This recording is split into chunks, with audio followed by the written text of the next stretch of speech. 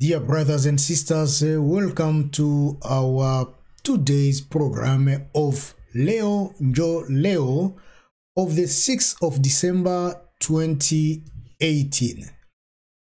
My name is Odon Bulamba. I'm the presenter of this program and I will present it to you for the next few minutes. Today I'm going only to give to you news in brief. That means that I'm not going to give any type of commentary or analyze on our today's news. However, at the end I can just say maybe just for a few seconds or a few minutes about one point. But today it will just be news in brief. Before to start, let me remind you that on Saturday, we have our reflection program where you are invited to talk about who do you think will be, in case, just if we'll have the elections, who do you think would be the best candidate for the change? Who do you believe that will bring the changes in the Congo after the elections? So therefore you are invited to talk about your comment. You're invited to comment about your candidate, maybe your political views, your political party, or your political coalitions that you believe should be the best one to bring changes in our lovely country, the DRC. So that program will start around 3 p.m. on Saturday, time of New York. It will be around 9 p.m. time of Paris, 9 p.m. time of Kinshasa, 9 p.m. time of Montreal, and it will be around 10 p.m. town of Johannesburg, and of course 11 p.m. time of Dar es Salaam. So without taking longer, let us go straight to our news in brief, and I can update you with what has been taking place into the Congo. Here we are. 14 days after its official launch, the election campaign seems non-existent in the city of Kananga in Kasai Central or Central Kasai. There are no major public events or campaign rallies. Posters and banners are deployed on buildings, fencing plots, and at most intersections.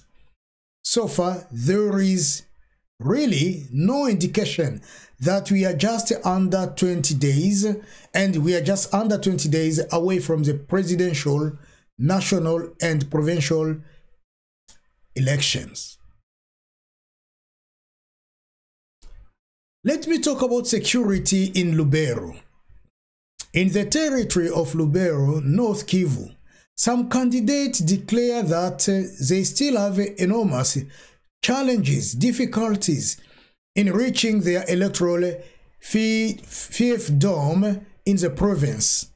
In particular, the groupings of Tama, Itala, Musindi, Luhongo, Bulengia, and Manzia are partially occupied by armed groups.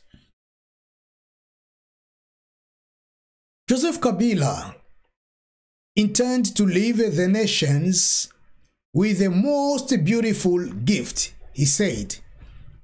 During a meeting held on Tuesday, December the 4th in Lubumbashi, when Hao Katanga, Joseph Kabila encourages the notabilities of Greater Katanga to sensitize the population for the appointment of the elections, privileging peace.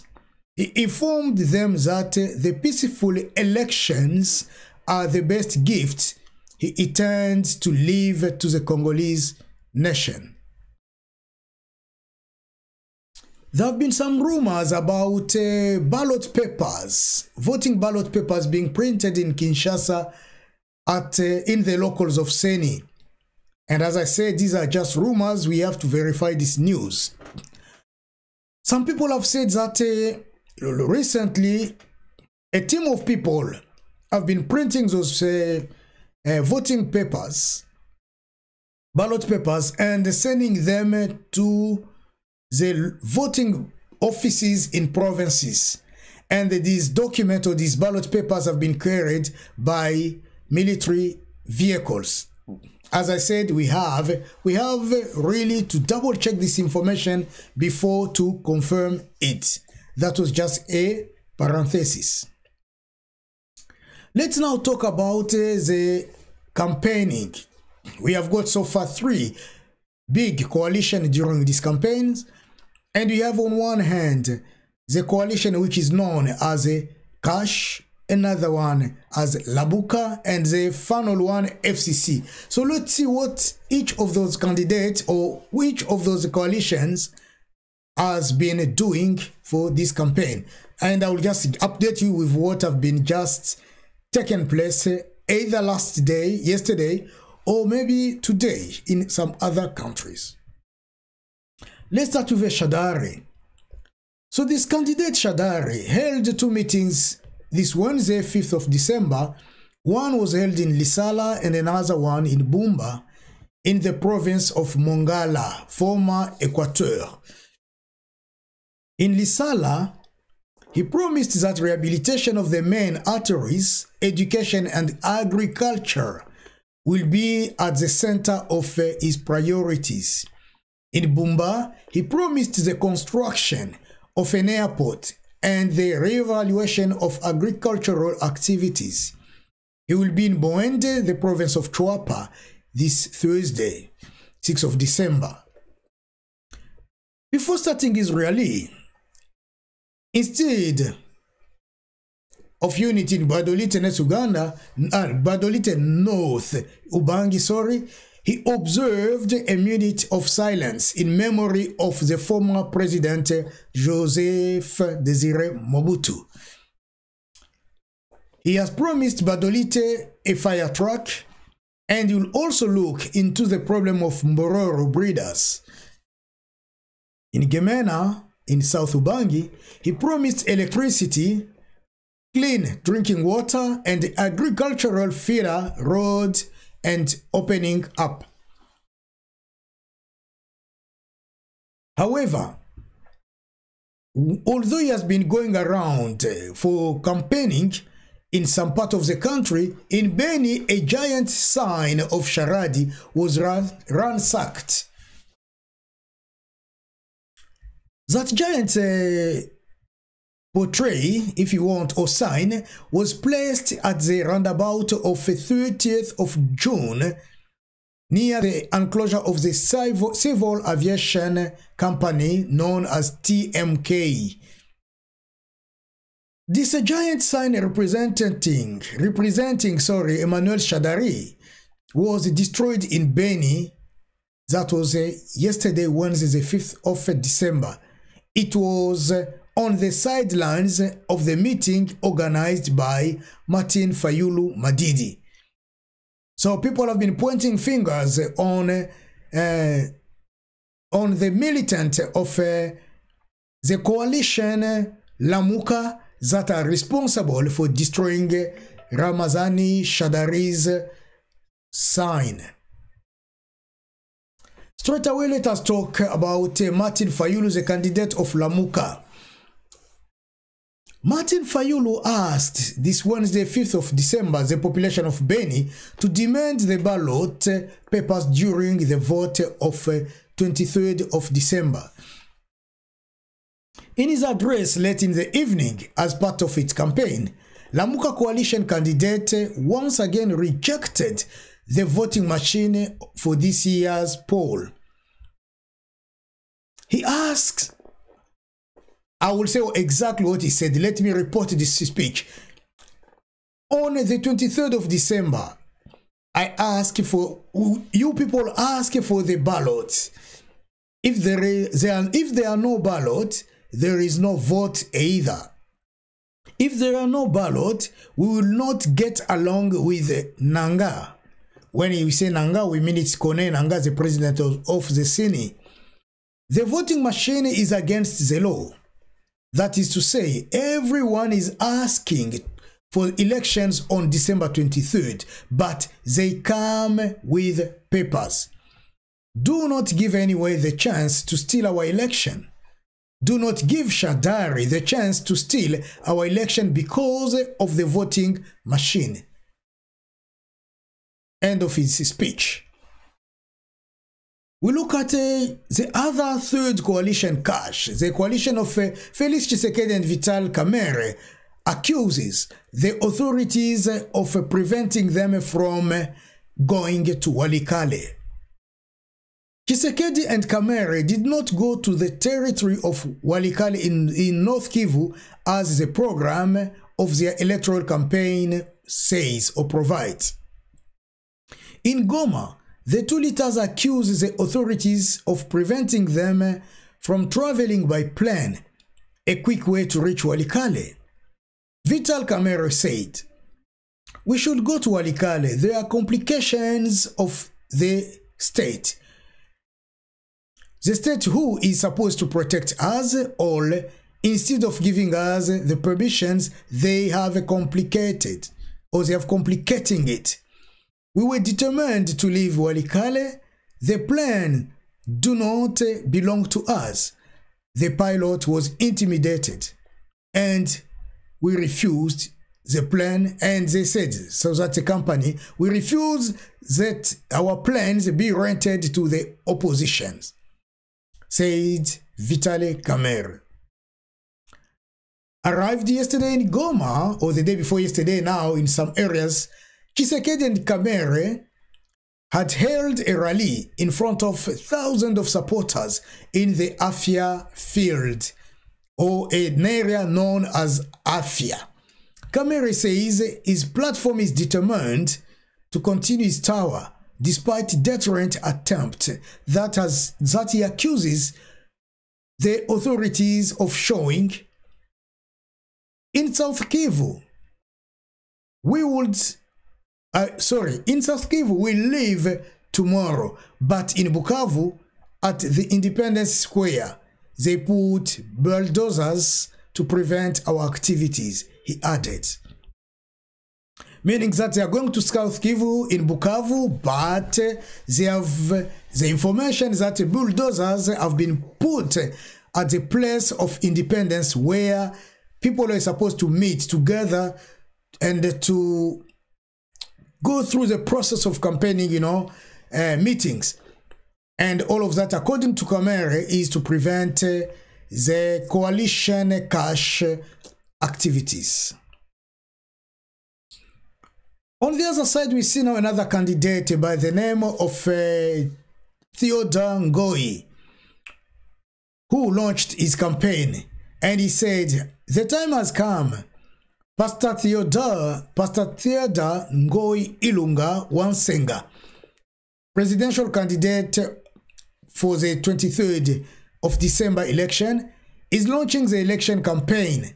And for him, notwithstanding the best program in the world that a candidate can possess, the country needs for a new term of office a head of start fearing God and in whom the Spirit of God resides." So that's about the campaign today. Let us now talk about other few things here and there. Two members of the original UDA kidnapped in Kananga. The African Democratic Union original warns of the disappearance of two of its members since last Saturday in the city of Kananga. In a statement signed by the Secretary General, UDA Original reports that its two missing members were on a campaigning mission in the capital of Kasai Central Province. The President Claudel Lubaya said they were kidnapped, and the place where they were kidnapped is not controlled by the state. They are kidnappers who control that area. Our members were on a new motorcycle.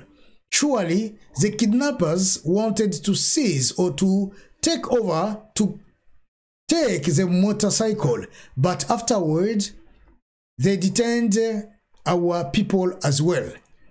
They demand for a ransom.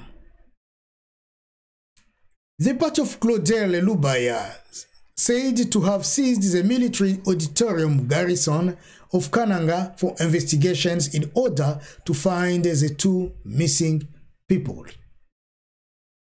In South Kivu, a free psychomedical assistance from MONUSCO to prisoners of Bukavu and Kabare. The United Nations Joint Human Rights Office launched a series of activities in Bukavu and Kabare prisons on Tuesday, 4th of December. MONUSCO's military doctors and medical psychologists conduct free consultation in these places of detention. This will take us to Chopo, where the forests of Chopo have been threatened by human activities. The annual rate of deforestation varies between 0.1 and 0.3% in the province of Chopo, said one of the representatives of Trompen Boss International ONG. Sorry, Trompen International NGO. Yeah, that's in English, NGO. That was on Wednesday, 5th of December. The forests of Chopo are indeed threatened by a variety of activities, including agriculture, artisanal and industrial, logging and mining. Every year, Chopo loses hundreds of hectares of forests. Nevertheless, efforts are being made by some organizations to prevent the forest. Justin Kiale, scientific coordinator of a Tropen Boss, says his organization is bringing artisanal miners to legal exploitation of the rational use of the forests. Lubutu is a city cut by rainwater. The torrential rain that fell on Monday, 3rd of December, in the city of Lubutu in Maniema, caused a lot of material damage. This rain started at midnight until 1 p.m. the next day and flooded the bridge, making traffic impossible, according to the local people. Many of the affected people have lost their homes and their properties destroyed, others engulfed in the waters. In Dilolo, Congolese expelled from Angola live only by eating mangoes. More than 60 families of Congolese expelled from Angola live in difficult conditions in Dilolo, where they arrived more than 3 weeks in the building of social home. No assistance has reached them so far. Paul Manganda, spokesperson for the Dilolo Civil Society Dialogue framework, assessed and discussed the possibility of launching a food drive for men of God to help these families. He said, they say they live only by eating mangoes. These are our Congolese brothers. We cannot abandon them like that. Of course, we also at Leo channel, we have been raising up funds. And our fundraising so far has reached $214. And our purpose was to help those who have been expelled from Angola, as well as those who went through troubles in Beni.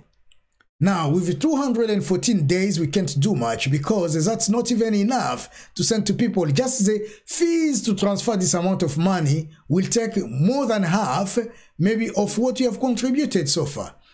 So we extended our contribution, and by the 20th of January, if we don't get enough money, I will be forced to return or to refund, to reimburse all those who contributed.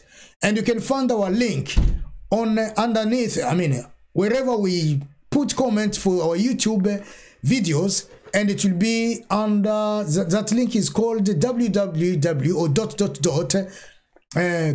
gofundme.com/Unité Populaire. And finally, in Bukavu this Wednesday, a flagrant trial against 2 policemen. Remember, just for a reminder, Monday the 3rd of December, around noon, a drunk policeman shot 3 people at Bondeko Market in Bukavu. 1 person died on the spot, and 2 others remained in intensive care unit at the Bukavu Reference Hospital or General Hospital. So for firing those people, for firing at those sellers at Bondeko Market, the police officer Pascal Nyunda Chokola, seconded to the mobile intervention group, appeared on Wednesday, 5th of December, in a carnival in Place of Independence in Bukavu. Before the jury, the military court, Pascal Nyunda said to have done this act without intention to kill anyone. The other accused police officer is Zagabe Kajogo. Is a commander at the police station in Lake Kivu. He is being prosecuted by the court for violating his instructions for leaving the comrade left the duty station, but the offender rejected all charges against him. And finally, let me inform you, or just remind you, for those who have already known, Corneille Nangaa, the boss or the president of CENI, has sent a letter of invitation to all the 21 candidates at the presidential elections that will be held in Congo on the 23rd of December 2018. This invitation doesn't tell us exactly what is going to happen or why he wants to see them. It doesn't say. The object or the objective of this invitation is so far unknown. However, we all know that Corneille Nangaa is well informed. He knows very well the election calendar for the DRC. And he invites those people to meet with him on the 17th of December. And on the 17th of December, all of them, if not some of them, will be in the middle of their campaigning process. Because they have already started, they are campaigning now, and the 17th, we'll see what will happen. Maybe they have to come back to Kinshasa and meet with Corneille Nangaa. Why does he want to meet with them? Is it just to give them the last advice? Is it just to present to them the material or the computers that they are going to use for the voting, for the election? Or is it something else? And personally, I think we don't know exactly why he's inviting them, but I think this can be another opportunity for Corneille Nangaa to throw all the responsibilities to the candidates who will come to that meeting. Why am I saying that? So far, things are not clear and clean. One, all materials are not in place, which means that CENI is not ready to take the people of the Congo to the elections, unless they arrive in the next few days. Secondly, there have been a split, or a few splits if you want, among the candidates. A group of candidates are ready to go to the election with that voting machine, and another group is against the voting machine, and a third group is ready to go with both ways, or to any of the 2 ways which they will choose. They are ready to take any direction. Possibly, Corneille Nangaa would like to tell these people, look, Now we are here. Maybe I want to inform you that we don't have enough logistic material to fulfill or to complete our elections. Or possibly want to tell them, you people of the candidate, people who have been represented in coalitions, the independent candidate and so on, you are not ready for the elections. Because I can see division of views. You have got different views about our voting system. Now let us sit together and find a meeting point. Those who are against the election of the machine, you should suggest what you should do. And those who are for it, you should also suggest what you should do. Let us meet somewhere and come up with the last word. Because I, Corneille Nangaa, I don't want to be the person whom this responsibility will fall on. And of course, in that meeting, if that will be the meeting about, in that meeting, some people will be like, no, we reject the machine. Others will say, no, we have to go with the machine. And the meeting won't have a compromise. They won't have any compromise. They won't have any meeting point. And therefore, Corneille Nangaa will say, okay, people of the Congo, this is the situation. And because you don't come to a conclusion, you don't understand each other, I can refer this matter to the Supreme Court so they can intervene. Because I can't take you to the elections while there is no understanding among us. We can't go to the election in this type of climate. It will be almost impossible. Otherwise, you'll say, okay, let us take some time. Maybe if we are not going to the elections with the machine, let us print the ballots papers. And that will take some time. We need an extension. Or again, our machines are not there yet. We need an extension. Or again, why not to postpone everything? And you can have a government of transition which will reorganize things in coming days. Because actually, we people of CENI, we do not have enough funds to complete the process. All the funding which was given to CENI have so far been used. While they've got a lot of tasks that need money, but there is no money. There is no money at all. We don't know what CENI is going to talk about, but I'm assuming it will be about this or something similar to that. Let's wait and also let's see. Thank you very much for your time. Our Congo will remain one. Our Congo will remain unified. Our Congo will continue to move forward in love and unity. My little contribution, your little input with the prayers, with the faith in God, our actions on top of all of that, we are going to be called winners.